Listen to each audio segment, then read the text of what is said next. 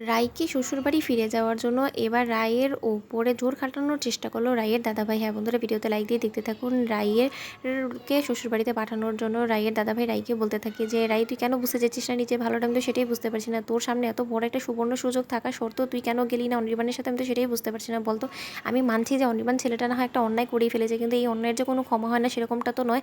তুই তো আগেও দেখেছিস যে তুই আগেও অনির্বাণ এরকমভাবে তোর উপরে সন্দেহ করেছিস, কিন্তু সেই সত্ত্বেও তো তুই প্রথমবার ওকে ক্ষমা করেছিস, তাহলে এবার কেন করলি না? এই বেলাতে যদি তুই ওকে ক্ষমা করে দিতি তাহলে অন্তত আর যাই হোক না কেন তোর এই প্রতিবন্ধকতা নিয়ে তোকে এরকমভাবে আমাকে কথা শোনাতে হতো না। আমি মানছি যে তোর এই প্রতিবন্ধকতাটা তুই ইচ্ছাকৃতভাবে ঘটাসনি, এটা হয়ে গিয়েছে তো, কিন্তু তা সত্ত্বেও তোকে তো এটা বুঝতে হবে যে তোর এই প্রতিবন্ধকতাটাকে নিয়ে এরকমভাবে যদি দিনের পর দিন আমাদের সংসারে পড়ে থাকিস, তুই তো একটা বোঝা হয়ে দাঁড়াবি আমাদের সংসারে।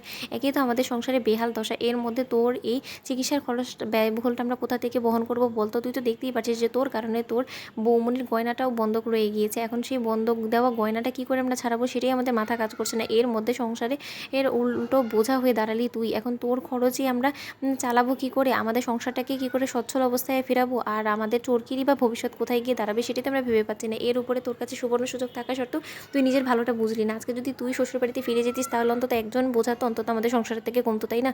তখন কথা বলা মাত্র রাই বলতে থাকে যে, আচ্ছা দাদাভাই, তুমি আমাকে একটা কথা বলতো, আজকে যদি আমার বিয়েটা না হয়ে থাকতো আর আমি যদি এরকমভাবে প্রতিবন্ধকতার উপর দিয়ে যেতাম, তাহলে আমাকে এরকম করে তাড়িয়ে দিতে পারতিস না তো, তাই না? তখন তো আমাকে বাধ্য হয়ে তোদের এখানেই রাখতে হতো না। আর আমি একটা কথা বলে দিচ্ছি দাদাভাই, তুই এটা ভেবে নিস না যে আমি সংসারে এখন আর কোনো রকম কন্ট্রিবিউট করতে পারবো না। আমার এই মেডিকেল ক্রাইসিসের কথা আমি অলরেডি আমার অফিসে জানিয়ে দিয়েছি, আর আমার অফিসে অলরেডি আমাকে বলেছে যে আমি আমার এই প্রতিবন্ধকতা নিয়েই আমি আমার অফিসে গিয়ে রোজ যে আমার সেই চাকরিতে ফিরতে পারবো, আর সেখানকার আমার যে স্যালারিটা আছে সেটা পুরোপুরি আমি এই সংসারের পেছনেই দেবো। তুই সেটা নিয়ে একদম ভাবিস না। আর আমি আমার বোঝাটা কোনো মতে তোদের উপরে চাপ সৃষ্টি করতে দেবো না, তুই দেখে নিস। তখন এই কথা বলা মাত্র রাইয়ের দাদাভাই বলতে থাকে যে, রাই তুই কেন বুঝতে চাইছিস না বলতো যে আমাদের সংসারের মধ্যে একের পর এক ঝড়ঝাপটা বয়েই যাচ্ছে, এর মধ্যে নীলুর কি হবে না হবে সেটাও আমরা জানি না। এর মধ্যে যদি তোরা দু বোনই এ বাড়িতে এসে পড়ে থাকিস, আমরা কী করে আমাদের সংসারটাকে নিয়ে ঘুরে দাঁড়াবো? আমার তো সেটাই মাথা কাজ করছে না। আমি তার থেকে বরঞ্চ বোন তোর কাছে হাত জোর করে অনুরোধ করছি, তুই প্লিজ তোর সংসারে ফিরে যা, সুখে থাক ওখানে।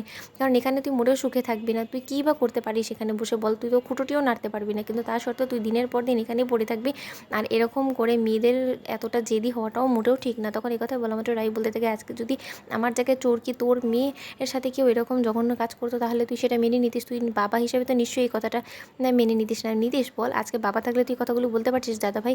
বাবা থাকলে কোনো মতে অনির্বাণের এই অন্যায়গুলোকে প্রশ্রয় দিত না, কিন্তু আজকে আমার বাবা নেই বিধে আজকে তুই এতগুলো কথা আমাকে শোনা পারছিস। তখন এই কথা বলা মাত্র রাইয়ের মা বলতে থাকে যে, না বাবা নেই তো কি হয়েছে রাই, মা তো আছে। একটা কথা আমি তোকে বিক্রম ভালোভাবে বলে দিচ্ছি যে আমার মেয়ে কোনো মতেই ওই নরকে ফিরে যাবে না, এটা মাথায় ঢুকিয়ে নে। তো বন্ধুদের ভিডিওটি ভালো লাগতে লাইক এবং সাবস্ক্রাইব করতে ভুলো না।